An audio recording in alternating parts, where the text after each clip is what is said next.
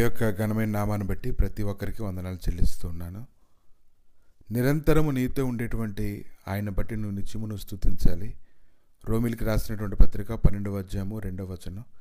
మీరు ఈ లోక మర్యాదను అనుసరింపక ఉత్తమమును అనుకూలమును సంపూర్ణమునై ఉన్న దేవుని చిత్తమేదో పరీక్షించి తెలుసుకున్నట్లు మీ మనస్సు మారి నూతన మొగట వల్ల రూపాంతరం పొందిడి.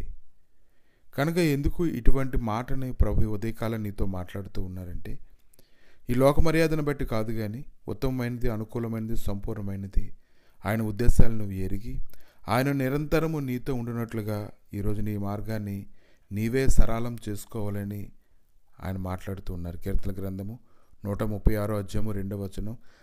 దేవుని కృతజ్ఞతాస్తులు చెల్లించి ఆయన కృప నిరంతరం ఉండును.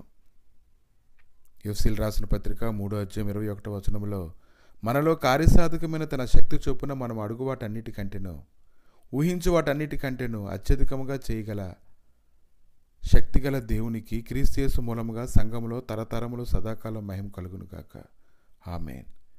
కనుక ఈరోజు అడుగు వాటికంటే ఊహించే వాటికంటే అత్యధికంగా చేయగలిగినటువంటి దేవుడు నీతో ఉండడం అంటే, ఆయన కృప నిరంతరము నీతో నిలవబడడం అంటే, ఆయన కార్యములు ఎంతో ప్రభావం కలిగినవి అవి నీ జీవితంలో జరగాలి అంటే, ఆయన మార్పు లేకుండా నిరంతరము నీతో గొప్ప యాజకత్వం కలిగినటువంటి వాడుగా ఆయన ఉండాలంటే, ఈ దినాన నువ్వు ఖచ్చితంగా ఈ లోక మర్యాదను బట్టి కాదు కానీ ఆయన దయాళుడైనటువంటి దేవునికి నిరంతరము నువ్వు కృతజ్ఞతాస్తులు చెల్లించేటువంటి వ్యక్తిగా నీవు ఉండాలి.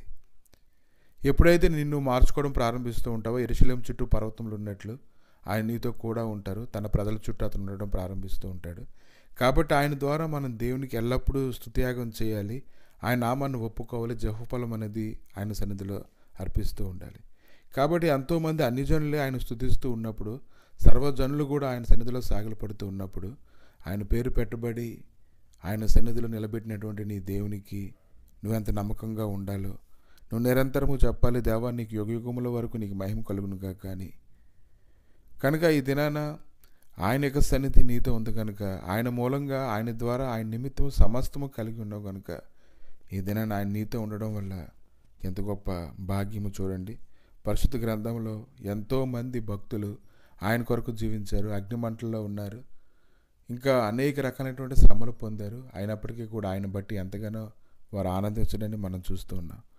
కనుక నిరంతరము నడిపించేటువంటి దేవుడు, నిరంతరం బలపరిచేటువంటి దేవుడు ఈ దినాన నువ్వు మార్పు చెందాలని ఆయన కోరుకుంటూ ఉన్నారు.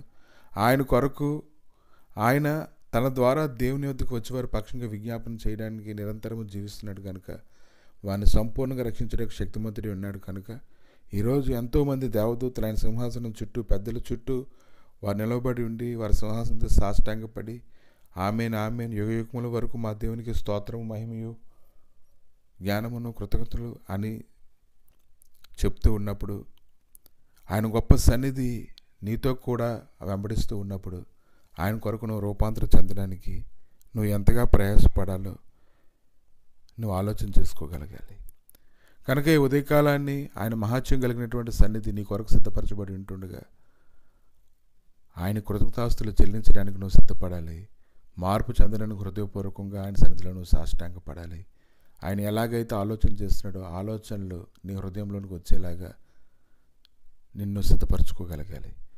ప్రభువా, మీ దయగలిగిన నష్టాలకి నాయన ఈ ఉదయకాలాన్ని ప్రతి ఒక్కరూ తమను తామును అప్పగించుకుంటుండగా తండ్రి, దేవా, నీ కృపతో ప్రభువా నిరంతరం వారితో నీ ఉండేలాగానైనా వారి చుట్టూ ఉండేటువంటి వాతావరణాన్ని సమకూర్చుకోవడానికి సహాయం దయచేసి, నీ మహిమ సన్నిధిని నాయన తోడుగా ఉంచి కృప చూపించి బలపరిచి స్థిరపరిచి మహిమతో నడిపించమని, మీ శాశ్వతమైనటువంటి సన్నిధిని తోడుగా ఉంచి కృపలో జ్ఞాపకం చేసుకొని మీరే మహిమ, ఘనత, ప్రభావాలు పొందమని యేసుక్రీస్తు నామములు అడిగి వేడుకుంటున్నాము తండ్రి.